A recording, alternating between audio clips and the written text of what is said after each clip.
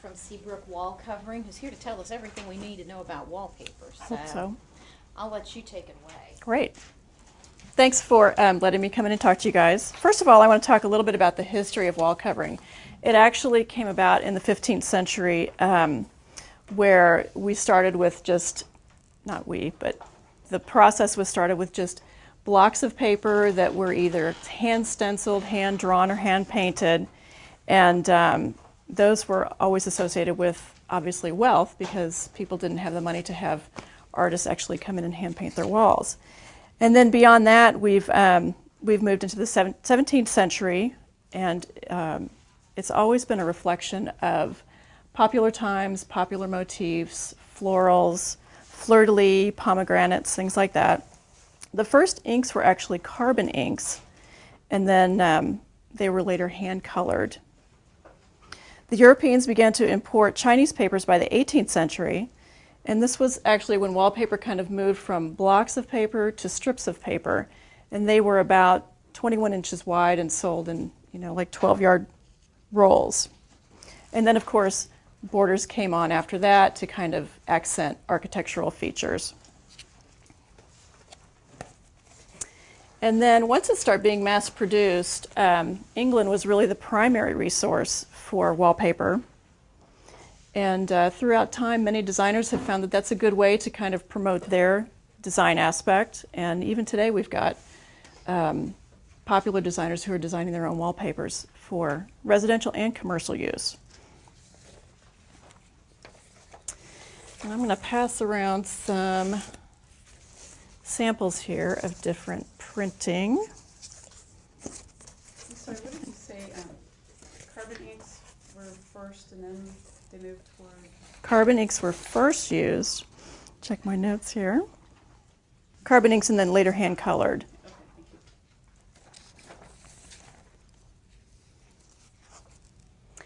There are various forms of printing that are used. Block printing is one of the oldest forms, and of course that's obviously a block that's been engraved and used a lot like a stamp is used, where it's dipped in the paint and then dipped on the paper. And with that you get tonal qualities to your inks because of the depth of the engraving. Obviously the deeper grooves will pick up more paint. And there's a block for each color, and there's also a block for each aspect of the design, which are all fitted around to produce the pattern that you want. It's still practiced today, but it's a very expensive process. Surface printing. I think we have an example up here of surface printing. This is surface printing on a non-woven back. They kind of have a textural feel to it because you get the inks laid on. This is called, also known as a wet-on-wet process, because one color is laid down, and before that can dry, another color is laid down. So you do get a little bit of smearing in it, but it does produce more of a hand-painted look. The surface of these rollers or cylinders were originally carved from wood, just like hand blocks, and then they were later changed to metal strips that were shaped by hand and hammered into the wooden surface. And today the cylinders are typically made out of a synthetic product, but each cylinder is run through an inkwell and then printed onto the paper. And that process is about 200 years old. Would you guys like me to pass this around, or you just want me to leave these up here? Either way, I don't know.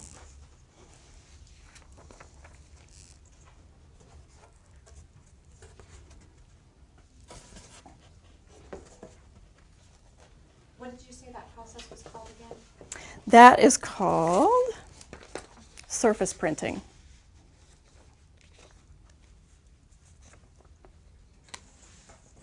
Another process is hand screen printing, where the screens are actually put on with an emulsion that burns out the pattern that's going to be laid down on the paper. And then it's rinsed out, and tiny little holes are left in the shape of the pattern, kind of similar to t-shirt processing. So then the block is laid down, filled with the ink, and then it's squeegeed through. And for this process, there's a screen for every color. And again, these have to dry between each step to produce very fine details.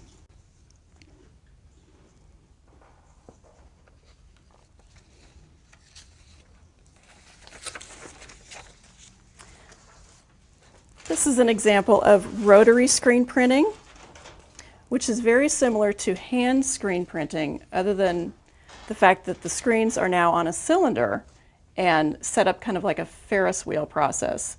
The cylinders are filled with ink, and then a squeegee actually runs through. So it's essentially just a motorized process of screen printing. And then there are dryers positioned in between each station as the paper runs through to kind of create a cleaner look. And this process allows 10 to 12 rollers to be used at any given time, kind of creating a little bit better tones for your papers. Gravure printing is one of the most commonly used printing processes today, and basically because of the cost associated with it. So in this process, you've got a roller that's coated with copper, and it's engraved at different depths to create different tones in the ink, and then it's covered with a chrome plate for durability. But this also allows to get greater detail with your colors. You can still use, you're up to an 8-color process at this point, but because of the depths and the grooves and all that, you can create shades and tones within your colors. This is also set up like a Ferris wheel kind of process where each one comes down, it's dipped in the ink and then rolled onto the paper, and then there's a drying process in between each color. I'm sorry, you said that was the roller printing? It is a roller printing process.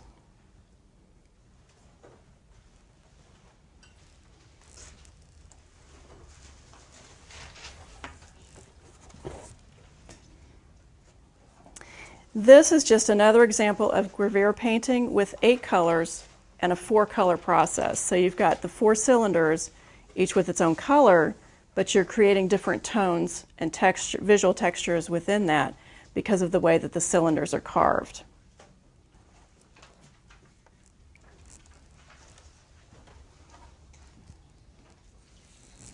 Lori, Yes.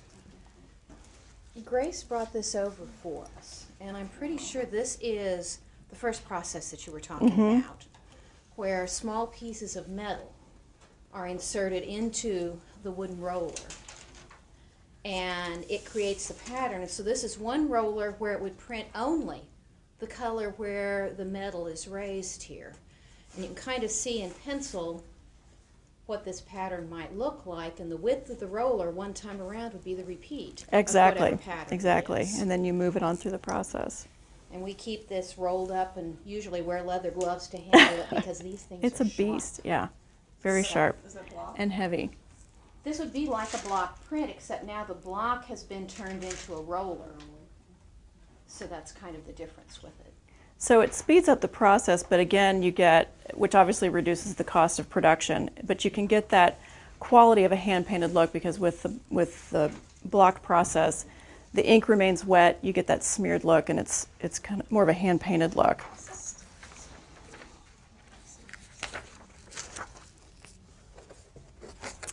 And the last printing process that I have, and I apologize, I didn't mention, there are 6 basic printing techniques, which is what we're covering here today.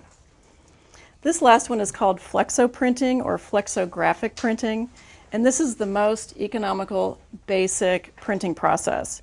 And it's essentially the same thing as the gravure printing, but it's a flexible roller, and it's known to just come down and kiss the paper because it lightly touches the paper. It's rolled through ink and then rolls over the paper. And this helps simulate the crispness of a rotary screen because you can achieve those finer details with this.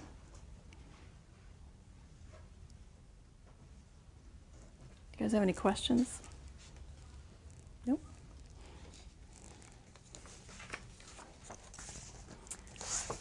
Okay, some of the trends that we're seeing in wallpaper.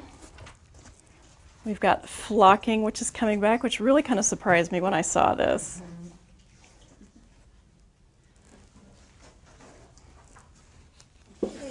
certain type of glue to get to stick on there? I don't know. I don't have a lot of information on flocking, so I'm not real familiar. Bob Ann, do you know much about the glue that's used for flocking?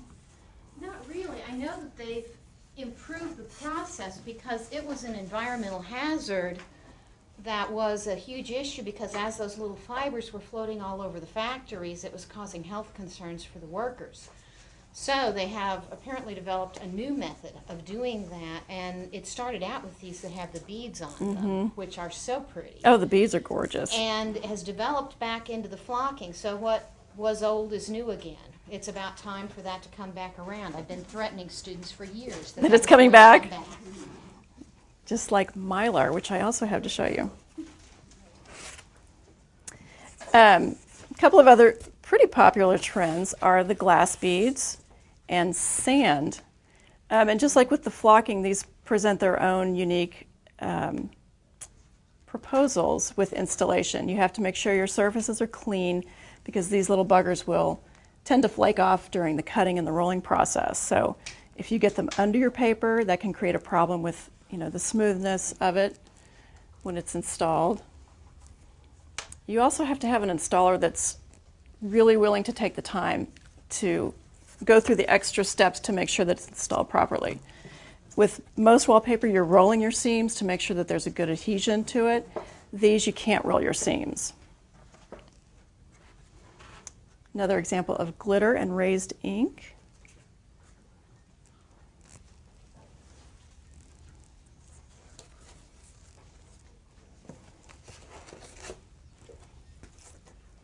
Embossing is another popular type of wall covering.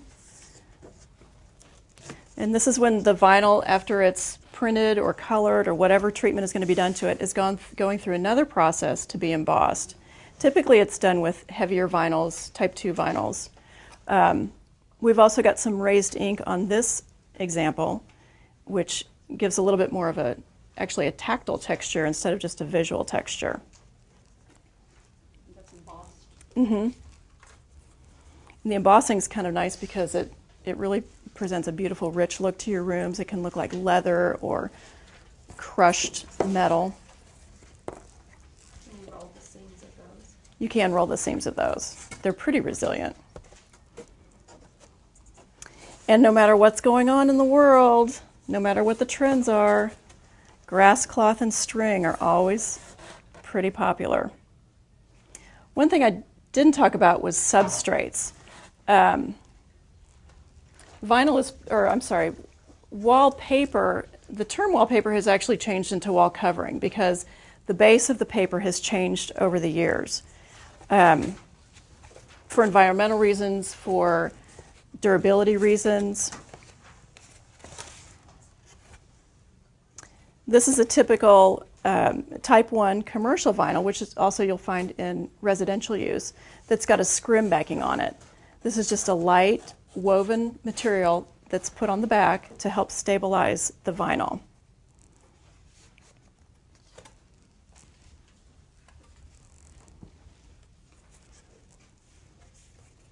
This has got an Onisberg backing to it, which is a little bit heavier woven material that goes on the back. This is used for type 2 vinyls for commercial work and can be used in hallways and high traffic areas. They're going to see a lot of abuse. What was that called again? Onisberg, O-S-N-A-B-U-R-G.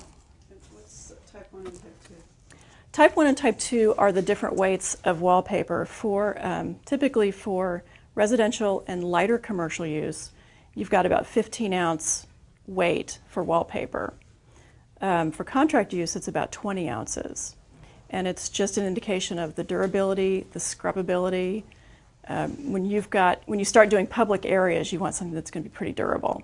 So it can be cleanable and scrubbable. This is an example of type 2 non-woven backing.